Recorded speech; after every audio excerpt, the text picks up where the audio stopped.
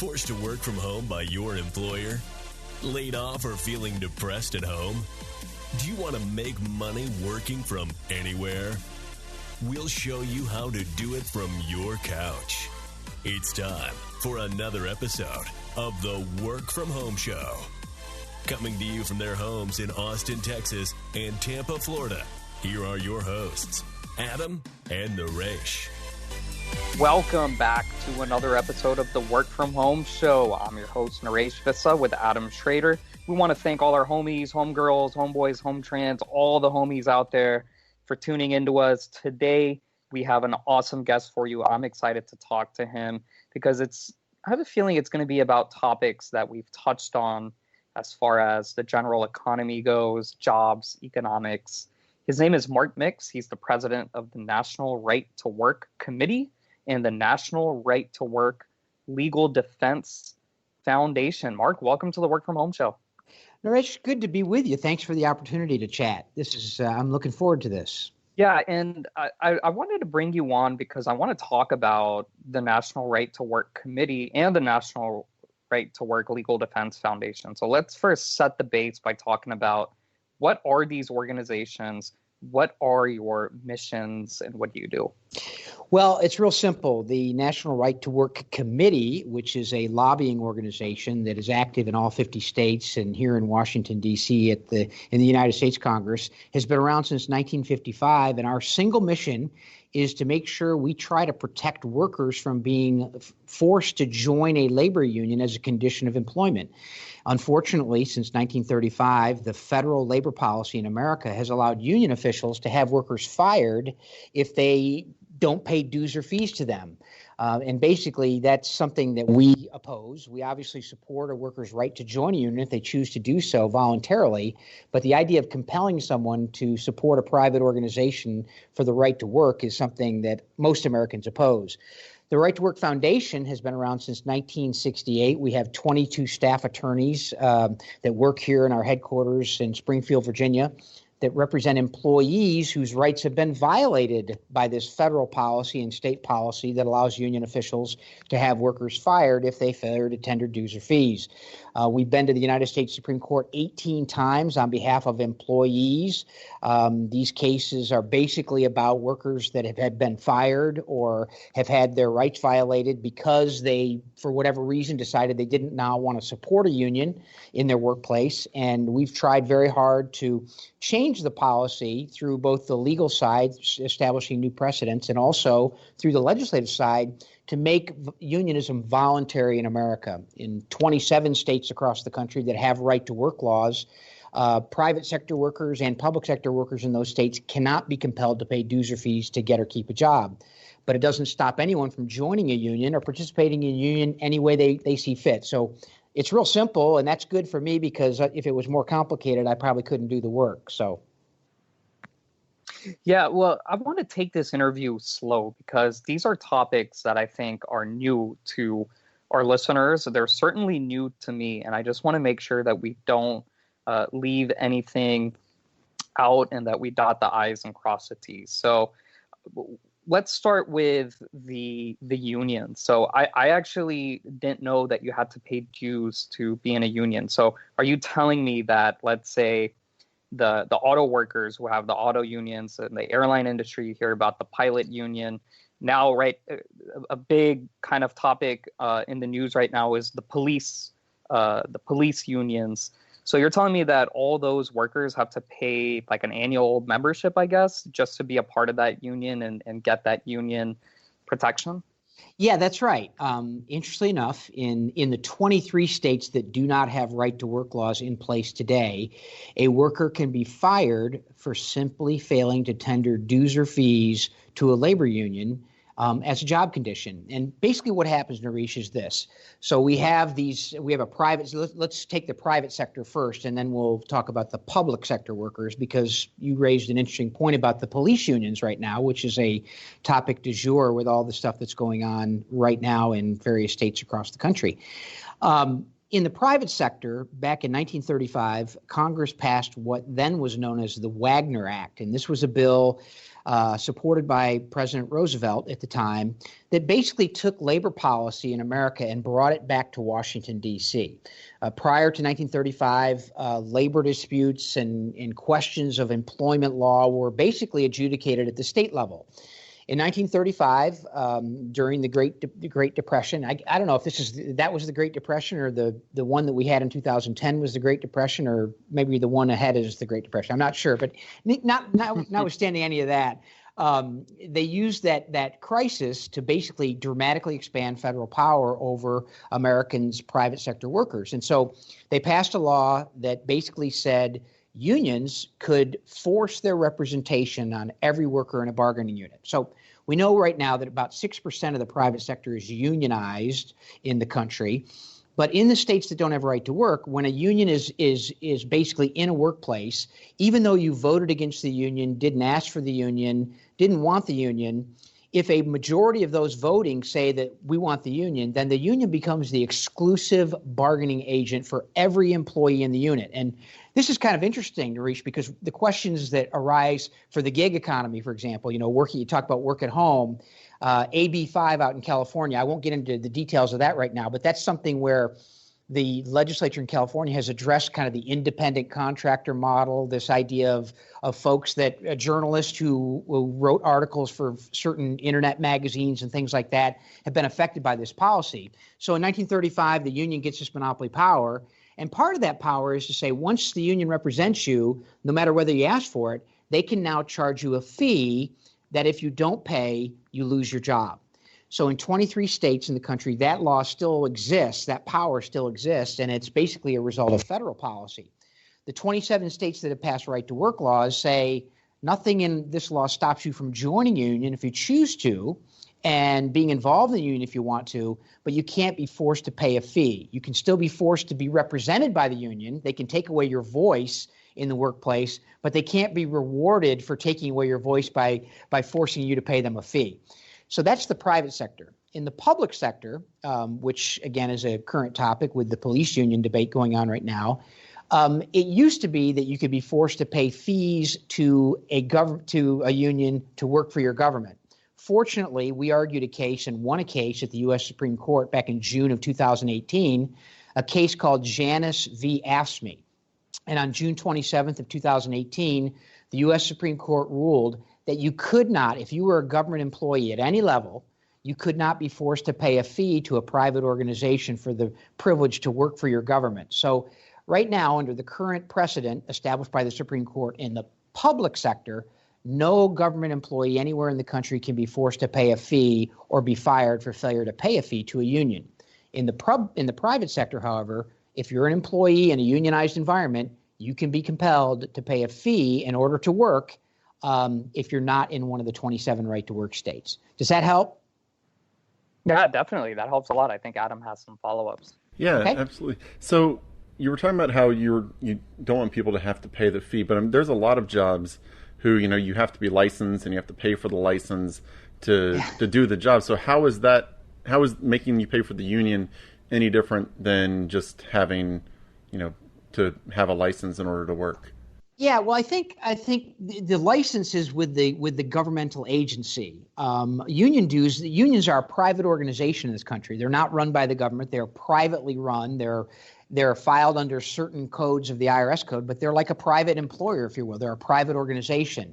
And the notion that a private organization has the privilege to force you to pay them a fee in order to do work for the government, I think is one step removed, certainly, on the licensure requirements for, hair braiders. And obviously that's a whole nother argument. That type of licensure has gotten way out of control, Adam, as I probably assume you agree with that to some degree. But I think there's a difference. The unions always say that, well, you don't have to pay, you have to pay your taxes. Well, yeah, we have to pay our taxes, but we're paying our taxes to a governmental agency, an agency that we, as a democratic republic, we've taken away the right to use force between private individuals, and we've allowed the government agencies to use force in some degree. Now, obviously, that force is regulated by us as voters, and hopefully governments are accountable. But the idea of allowing a private organization to use compulsion or force in order for you to exercise your livelihood is another question, I think, and definitely separate and can be distinguished from the idea of licensure, although I wouldn't say that I believe I support personally all the licensure requirements for, barbers and hairdressers and hair braiders and nail manicurists, et cetera, et cetera. Okay. Now, what about when we're talking about the unions, and you said, if the majority vote on it, then it's the way it is. So if the majority of the people in a profession vote to actually have you pay dues, I mean, majority rules kind of works in all parts of life. Why shouldn't it apply in this case? Well, Adam, that's a great question. And oftentimes union officials will say, well, this is just basic democracy.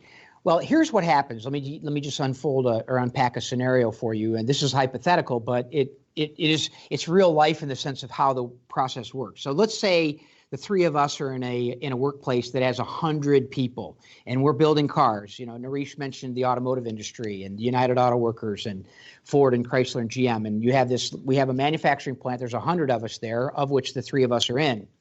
And the union comes in and they say they want to represent us. They want to speak for us with our employer. And they can, under the current rules, basically, if they can get 30 people in our 100-member unit to sign a petition saying we would like to have an election as to whether or not the union will represent us, they submit that to the National Labor Relations Board, which is a 5-member agency created back in 1935 by the Wagner Act that I mentioned earlier. And the NLRB looks at this and says, okay, we think this is a proper showing. We will now have an election. So this process starts. The union comes in and tells you and I, and tells Adam and Naresh and Mark. They say, hey, things will be great if you just let us in. Adam, you agree. Mark is ambivalent. Naresh, you say, no, I don't want to be part of it. However, on election day, let's say that 50 people show up to vote. Now, this is not an excuse. I don't want to say that those 50 people that didn't vote don't have some responsibility in this. But let's say 50 people show up and vote. Under the current rules, if 26 people vote for the union and 24 people vote against the union in this hypothetical situation, then the union gets the privilege of representing all 100 people. The 50 that didn't vote, the 24 that voted no, and the 26 that voted yes. And now they become the single voice in the workplace.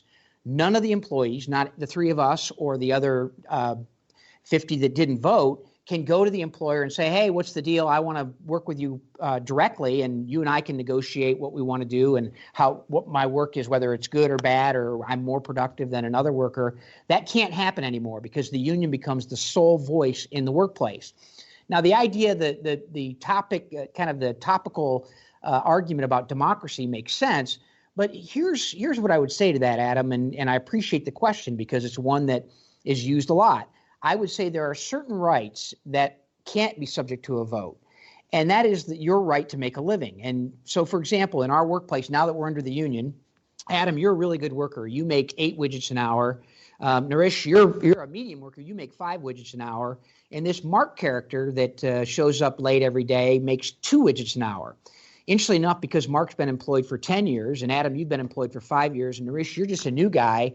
I'm the highest paid employee in that unit, or of the three of us, because a union contract generally says the longer you're there, the more money you can make. And this is one of the arguments, Naresh, going back to your conversation, mentioning the automotive unions. There's been a huge debate among the unions there about the 2-tiered wage system and how people get compensated. And this type of union monopoly representation that is, quote, the democracy, and I'm using my finger quotes here, this is something that violates basic individual rights. Now, correct, there is democracy, and democracy means basically the majority rules, but not to use an extreme or a lifeboat scenario, Adam, but if Naresh and I vote to take all your money, would democracy work in that case? That's rhetorical. Naresh and I may vote to take your money later, but you may not let us. But those are kind of the issues that are involved here, is that under this, quote, democracy, they take away an individual's right to speak for himself, an employer's right to speak to that person directly, the employee's right to negotiate a contract that may be beneficial to him, that that is somewhat contrary to a union agreement that covers every employee in the workplace. So the notion of democracy, while it is topically appealing, when you look at it, how it applies itself in a workplace setting and how it takes away rights from certain individuals, we just think that individual representation is the best scenario. But if a group of workers, if those 26 workers that voted for the union want to join together and increase and amplify their voice in the workplace, we certainly support that. And the idea that they would join voluntarily, but binding other people through that action is something that we would be opposed to. Does that make sense? Yeah, that was a really, really good answer, because it gave just a full picture of why unions are my enemy, really. Like, I'm not, you can probably guess my ideology by me calling them an enemy, but a business owner, I think, is at a tremendous disadvantage by going up against unions. It seems like unions stifle entrepreneurship. It seems like they violate capitalism in general, and they kind of destroy the idea of private enterprise. I mean, you're almost publicizing or making public all work and employment, which to me, I think that's fine in other governments, in other countries and other nations. But like I said, if you're a capitalist, if you believe in private enterprise, if you're an entrepreneur, if you want to create jobs, they sound horrible. Like I said, one of my biggest enemies. Yeah. Well, I think there's certainly that sense. You know, when you have a contract, for example, a union contract and you hear these stories, and I repeat them because they may be familiar, but, you know, for example, the convention center in Chicago, a bunch of entrepreneurs say, we're having a trade show. We want to, you know, meet people they're in business, and we want to meet venture capitalists that will provide capital, and we're putting on this big show. And you go to Chicago to the Daily Center out there, and, you know, in order to get your goods or your products or what you're displaying from your car to the trade show floor, you have to have 3 different units that come get it. You have to have the Teamsters that pick it up and take it out of the car. You have to give it to the operating engineers who take it on the forklift. And then you have to give it to the electricians who put up the lights and plug in the lights. And I was talking to some people that one particular trade show operation that they took the same display to a trade show in Chicago with a highly unionized structure there,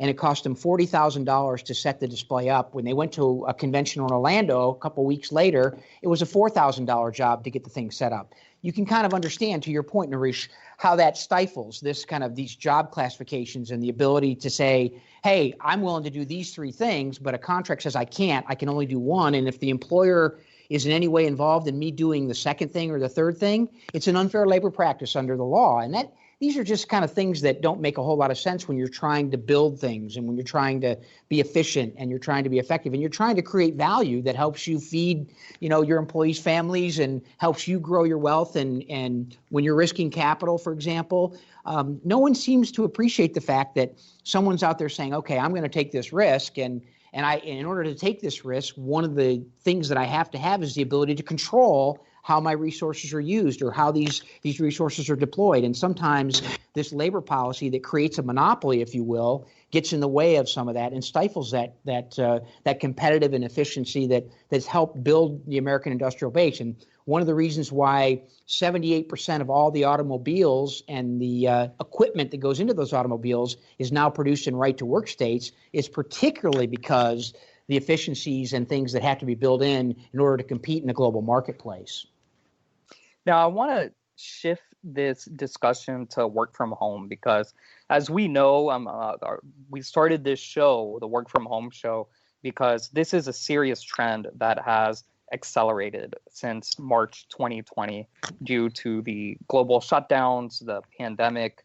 And so the work from home movement, it's for real. And we've heard politicians, business people like Andrew Yang, for example, talk about technology and automation replacing these kind of blue collar, I would say probably unionized type of jobs.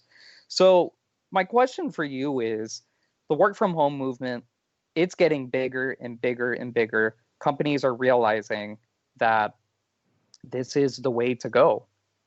Do you expect some kind of anti-work from home union to kind of come up and to lobby politicians because so many of these blue collar jobs, lower level jobs are going to disappear? Well, I think so. I mean, one of the strengths of the union movement, not that it's a kind of an organic strength of the union movement, but it's a created strength of the movement, is this collectivism, this idea of controlling people in one place. And when the unions started in the United States at the turn of the century, the 1900s, in the industrial age, one of the things they did was create guilds. And these guilds were designed to basically reduce competition, to keep kind of create barriers to entry into a marketplace unless they controlled it. And so, right now we've got, for example, Naresh, it's kind of interesting and not surprising to you, we have 18 of our 22 lawyers are actually working outside the building right now because of the COVID-19. And I suspect a lot of them really, really like it. And the fact is, we've been as busy and been as effective from a legal perspective of, doing the telephone legal activities and doing the Zoom meetings with judges and lawyers, and been as productive, haven't missed a beat by working at home. Now, that's going to frighten, I think, a couple of people. To your point, it's going to frighten commercial real estate developers. It's going to frighten some commercial landlords, and it's going to frighten union officials who's basically their design right now, because of the monopoly they can create through that exclusive bargaining representation system that I explained earlier. They lose control over their workplace and over a workplace. And I think that's going to be threatening to them. I think the AB5 issue, the Assembly Bill 5 that passed in California, and I'm not sure if you've addressed that issue, but it deals with Uber drivers and the gig economy, and it deals with journalists, for example. You have a lot of writers that write articles for magazines, and they'll, this bill literally, Naresh and Adam, it limits the number of articles that a journal. Right? Yeah, exactly. They can only write 35 articles a year. Otherwise, they're considered to be an employee under the employment laws as opposed to an independent contractor.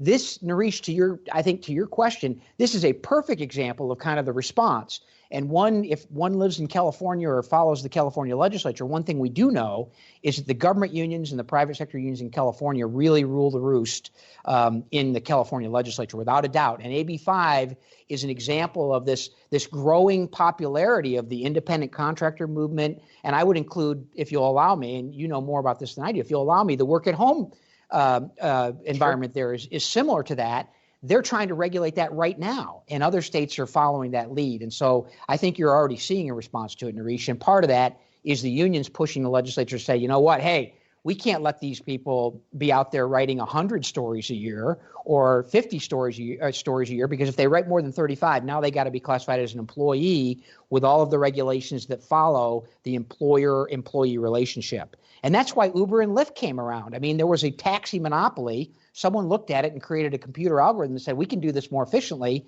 We have Uber, we have Lyft, and now you have a legislative response to it saying, oh, no, we can't let that exist because we can't control it. Now, whenever you talk about, being okay with unions as long as they don't charge a fee, how would that basically mean that if you were a business owner in a unionized business, that you would have kind of two agreements? One of them would be with your group of workers who were in the union, and then one agreement with those who weren't, or how would that work?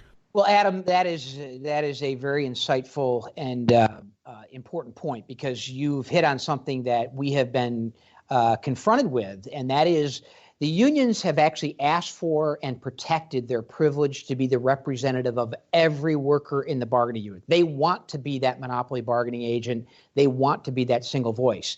And under the current law, when the union is recognized as the exclusive bargaining agent, that crowds out the employer from talking to anybody else. So under the current legal regime, it would be difficult to have multi-unions. Now, I think the United States is one of three, probably now one of two industrialized countries that actually has this monopoly, that doesn't have multiple groups in a particular workplace. Some people would say, well, that's too confusing. In fact, Adam, to your point, big business says, look, we don't want anything. We're perfectly fine and happy saying for the next 3 years, We deal with one person, that is the union official, on behalf of all 100 employees, to go back to my hypothetical, and you take care of it. You deal with them. When you tell us when someone doesn't pay, we'll fire them. You deal with the grievances. You handle all this. Worry about the contract, that kind of thing. There are big businesses that really like that.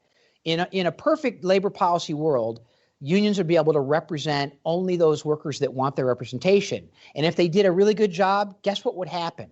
Workers would join them voluntarily, just like you as a small businessman from working at home. You sell a good product, you provide good services, people will come. They will join you. They will buy your product. They will ask you to be their consultant. They will do things that indicate that you're doing something that creates value. We believe that there's a market for unions in that place. But I think, to your point, Adam, the ideal situation is that, the employer could deal with these employees, want to deal with it themselves. These employees want to be in the union. That would create perhaps some difficulties in the short run in the beginning. But I think that's the scenario we would agree with, is saying, if these people want to join together, the employer can talk with them as a group, as a union, and work out a deal with them. And he can also deal with you, Adam, who made 8 widgets an hour, and say, Adam, I really appreciate your work. Here's something extra in your pay envelope. Under current law, you can't do that. That's an unfair labor practice charge. If I pay you, Adam, an extra $10 for making 3 more widgets than Naresh and 6 more than that scallywag mix character. So, it's a good question, and it's one that comes with a larger reform of labor policy, and that is letting an employer speak to employees as they choose to do so, or employees to speak to their employer as they would like to do so. Now, going back to the police, and since that's a hot topic, and I don't think most people understand how complex and intricate the situation is. You see on social media, people are like, oh, just defund the police, or just charge everyone with murder and send them to jail, find them all guilty. Why is it that the police unions are so difficult to A, prosecute, and to actually force change within police departments? Yeah, Naresh, that's a great question, and it's one that obviously is going to be talked about for the next several weeks, perhaps the next year, or even longer. What we've done in this country is we have applied the private sector unionization bargaining model, which was created back in the turn of the 1900s and formalized under federal rules in 1935 and has been in place ever since. We've taken that model, which is an adversarial confrontational model, and we've applied it to the public sector, which we believe is wrong. Franklin Roosevelt thought it was wrong in 1935. George Meany, the head of the AFL-CIO, thought it was wrong in the late 1950s and 1960s. The AFL-CIO thought it was wrong in the 1960s. But now it's been the primary source of union organizing success, because government is not like a private business. Basically, in a private business, if you go on strike and you shut it down and you have inefficiencies, that business is replaced by another competitor who fills up market share. In the public sector, you don't have a competitive environment. So the unions have applied themselves in our schools, in our state governments, and they've applied themselves in police negotiations. And what the police unions have done is they're representing their workers, saying, look, we're dealing with working conditions, we're dealing with pay issues, we're dealing with wages, we're dealing with every element of the police work that we do. And part of that process is, the grievance process. And that's really what's being kind of uncovered now in this debate, is this grievance process. How do you settle a disciplinary matter? And everything that's a condition of employment for a police officer is now negotiated through the union. And the unions the union bosses are giving political money to, the politicians who they sit across the table with, and they do all this stuff. And then when it gets uncovered that, you have disciplinary activities that don't get uncovered because that's part of the collective bargaining agreement. I would call it a monopoly bargaining agreement, and it can't be disclosed because of the way the union contract's written. It shows the problems here, and I think that's really what's going to come, is that this process of bargaining in the public sector over government jobs, over systems that are necessary and provided by government because there's no substitute. This is going to break down because you can't do it this way. And we're finding out now how this works in the education system. We've heard terrible stories of the National Education Association Teachers Union and their contracts that protect teachers that, first of all, can't teach, secondly, do bad things to students. They get put in rubber rooms to watch TV and play checkers because it costs more to fire them and go through that process than it does to pay their salaries. this system can't work. And that's what we're going to be seeing as this story unfolds and gets more thought and more attention put to it.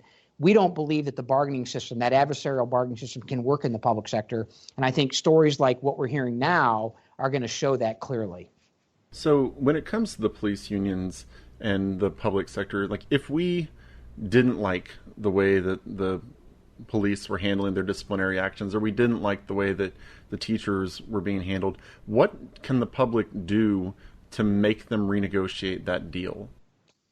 Well, first of all, they can have transparency. That's one thing that union officials and public officials really don't like. They negotiate most of these deals behind closed doors, and there's a move to provide sunlight to that bargaining process. You would think taxpayers could be part of that and could actually watch that process. They can't, sitting at the table is one thing, but actually watching and seeing what's happening in these negotiations is a big part of understanding how your government works. Adam, obviously the most effective way is vote. You need to understand what your city councilor's done, what your mayor's done, what your county commissioner's done, what your local school board has done, and use your voice in that process to hold them accountable. And unless we know what's going on and unless there's moments of exposure, it's hard to know what's happening inside, these closed rooms when these things are negotiated. And I think the only way we can hold them accountable in a system that we have is the greatest sanitizer is sunshine and sunlight and knowing what's happening.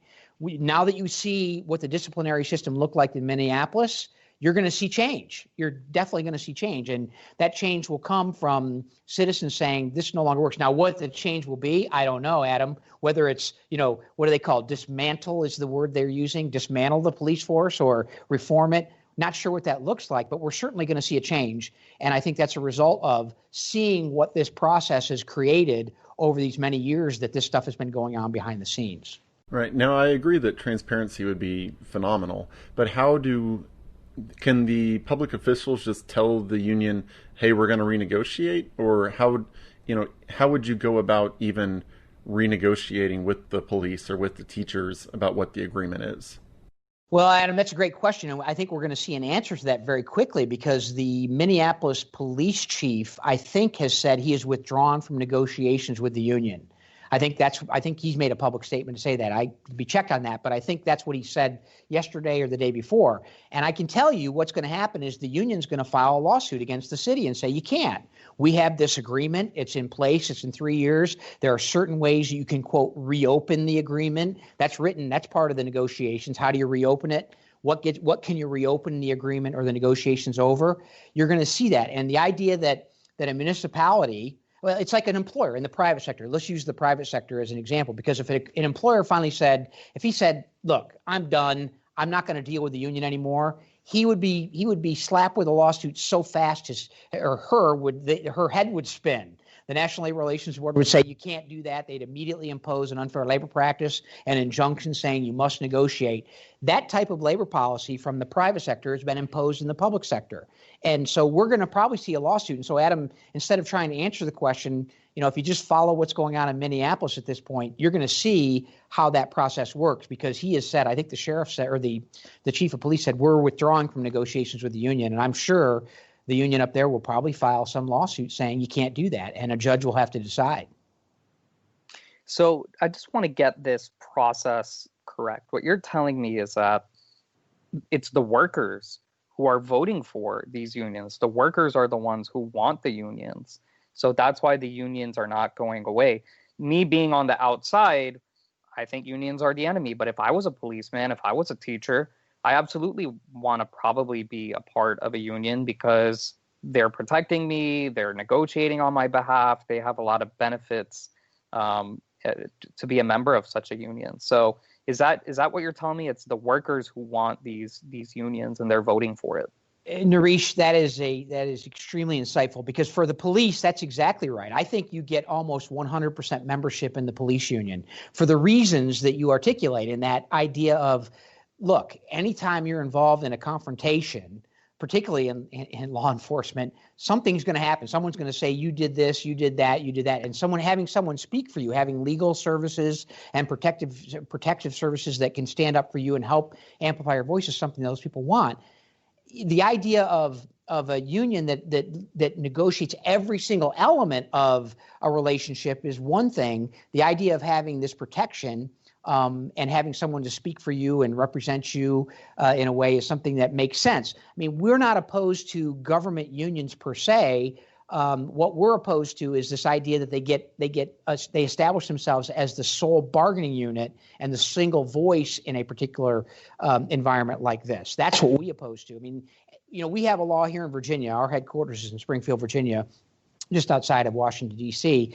And Virginia has a law in the books that basically says, or they had it prior to the last legislative session, that said, look, any public employee can join a union, participate in a union. They can have a union speak for them, but we're not required by law to recognize the union as someone we must negotiate with.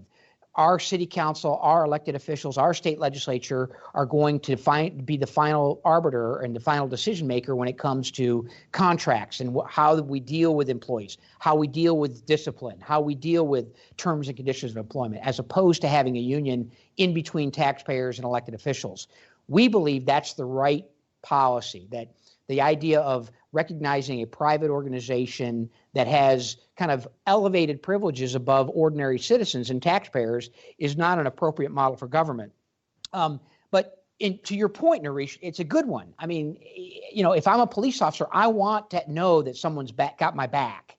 And if it's just providing legal services, I'm willing to pay for that, and I would pay for that voluntarily. That's the system we would like. Now, for example, because of the Supreme Court decision we won in 2018, no one can be forced to pay fees to the union, even though the union speaks for them as their monopoly bargaining agent. Like I said, I think when you're in most policemen probably pay for that because of that service. But the idea that everything else that comes with it is really what's being debated right now. And the idea that the contract says, any disciplinary measures, and I forget the number of complaints that have been filed against the officer that's been charged in Minneapolis. I think it was like 18 in 3 years or something like that. Yeah, Adam. But all that apparently just got covered over, if I understand it. I think, it's now just coming out that he had all those, and part of the contract was, all that stuff gets expunged after a certain amount of time, or it's not part of the public domain or whatever. Those things are problematic, and I think that's what's causing some of the trouble. But to your point, Naresh, it's a good one. Yeah, if I could have someone that would defend me with this, I'd be willing to pay for that. Just like, you have a lawyer. I mean, yeah, you have a lawyer on retainer to help you if you get into trouble. Those types of things. But the idea that it's mandated is really, and it's compelled, is the problem that we have with it. Does that make sense? Yeah, that makes sense. But my question now is, why aren't more professions, more industries unionizing? Why isn't Silicon Valley unionizing? Why isn't Wall Street unionizing? Because to me, as an employee, this sounds great. It sounds like a job for life with a bunch of benefits. Yeah. Well, that's because union officials themselves are their own worst enemies. They are so political and they're so beholden to government for their privilege that they're more interested in politics than they are in the workplace. I mean, I am convinced that if union officials like the UAW were not as interested in condos in Palm Springs and $16,000 worth of cigars and golf clubs that cost $30,000 and cash in their golf bags in their garages, these are all truthful pieces of evidence in an ongoing litigation against the former president of the UAW, who pleaded guilty a week or two ago in a courtroom up in Detroit for embezzling money from union rank and file workers. If they were more interested in the shop floor than they are on the state capitol or what's going on in Congress here in Washington, D.C., I think many more people would join unions. But the disconnect between union officials and rank and file workers is growing wider and wider every day.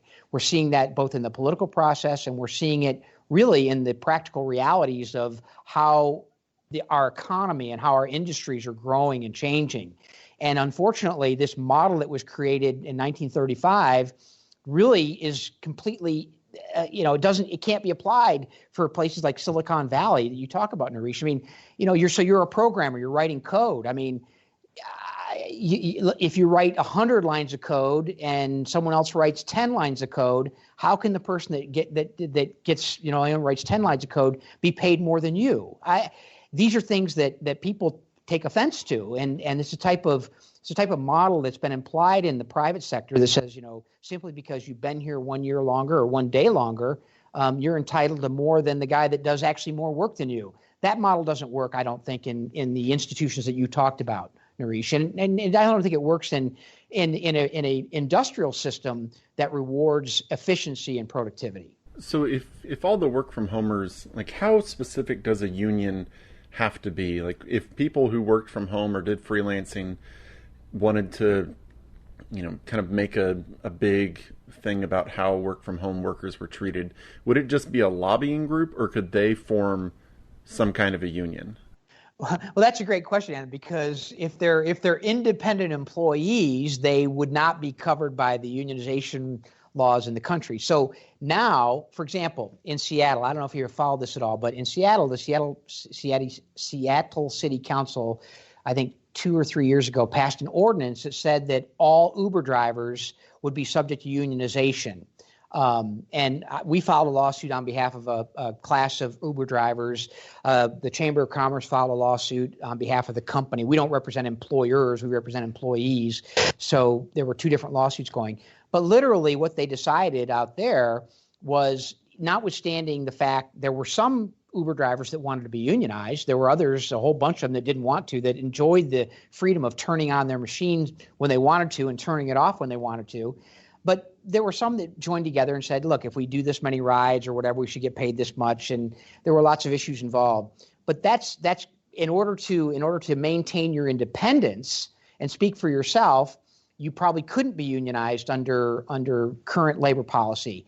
But if you wanted to join together as an association or as an employee group and amplify your voice that way, for example, like the journalists did and are doing out in California. I mean, they're trying to fight back against the legislation by getting people to join together to hold politicians accountable, to push legislative solutions to this problem. But in order to unionize, they'd have to be employees under our current labor policy. And in order to be employees, they have to give up that independence and fall under an employer-employee relationship that regulates how they interact with each other. So they could form unions, and the unions have reached out now, and they've basically created kind of associations where you say, okay, yeah, pay $25 and you can be a member of the, this association that's part of the umbrella of the union movement, and we'll speak for you, but it's not a true, quote, union movement per se. So it's kind of a catch-22, but I think what the best situation is, if they want to be in a union, they should vote for it.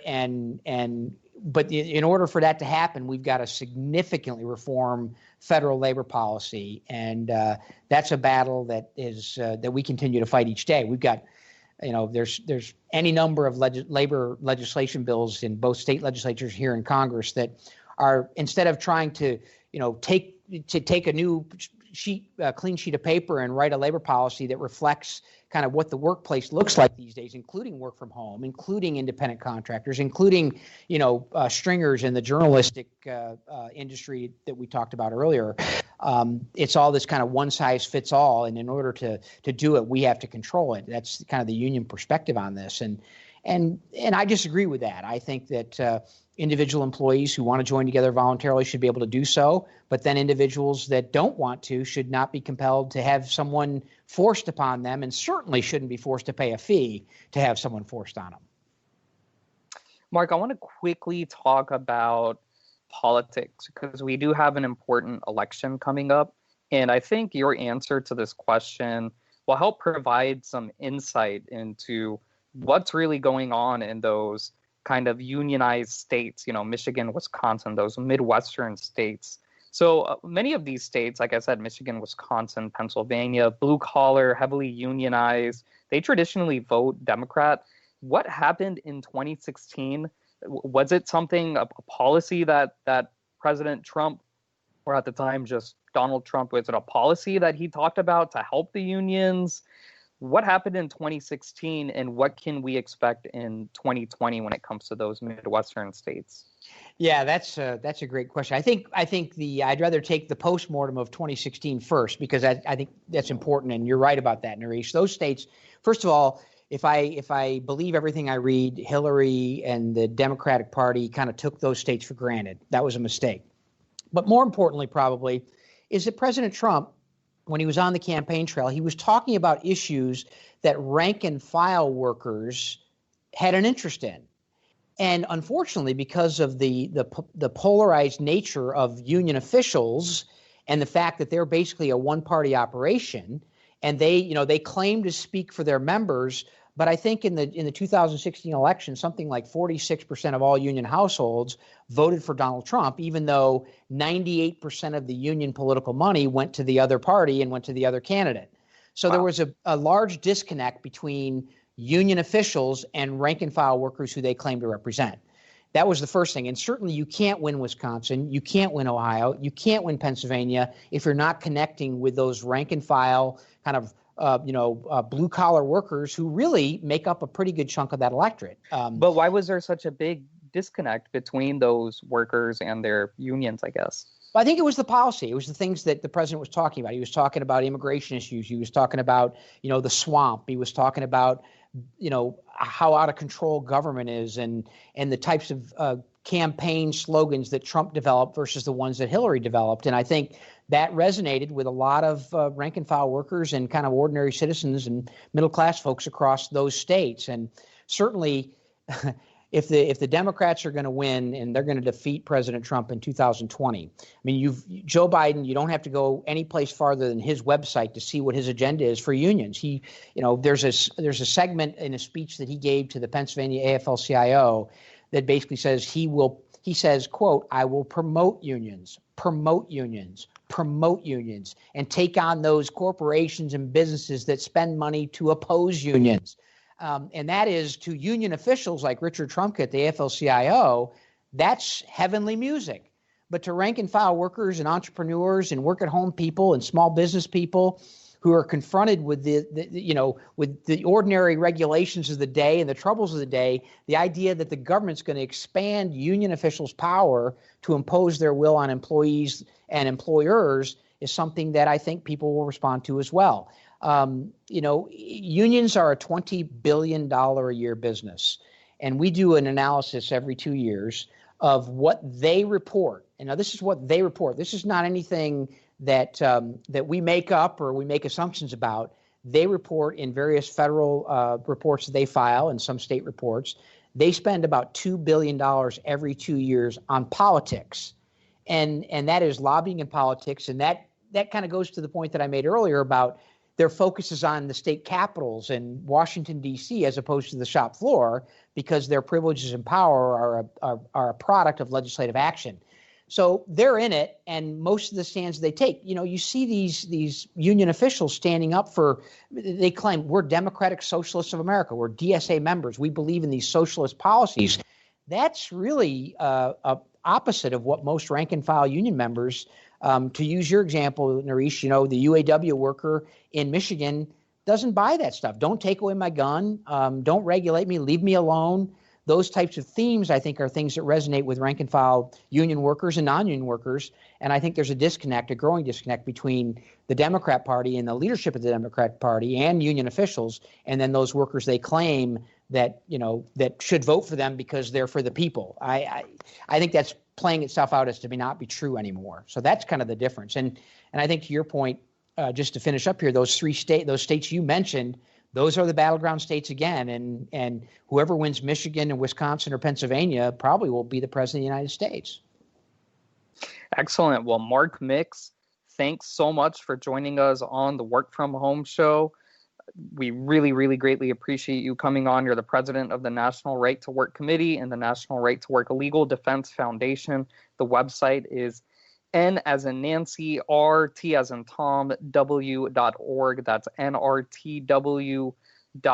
This has been really a thought-provoking interview because it's a topic that I think is so prevalent, so important. It's just people don't understand it. They probably don't want to understand it, but it's a major driving force, not just in our economy, but we talked about the public sector, our first responders, just so important. Do you have any final thoughts, Mark, about what we've discussed as it applies to working from home?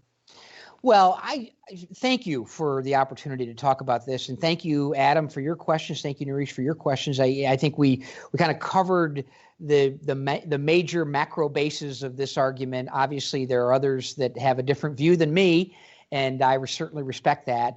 But I think it is important that folks that are trying to build, new companies, new ventures, making new investments, understanding labor policy is probably an important element that they don't think about, but it does confront them at some point. It's confronting us right now in the public sector, to your point, Naresh, and in the private sector, you grow a business and pretty soon it'll affect you there too. So I think they're, notwithstanding all the other things you have to worry about, whether you're working at home or whether you're working in an office and building a new business, there's plenty of things that come onto your radar screen every day. And I don't mean to complicate it. Didn't mean to make you feel more pressure, but I appreciate the opportunity to talk about this, and I appreciate you, for both of you, for thinking about this issue and thinking about it at this time. So yeah, it's been a privilege to be on with you.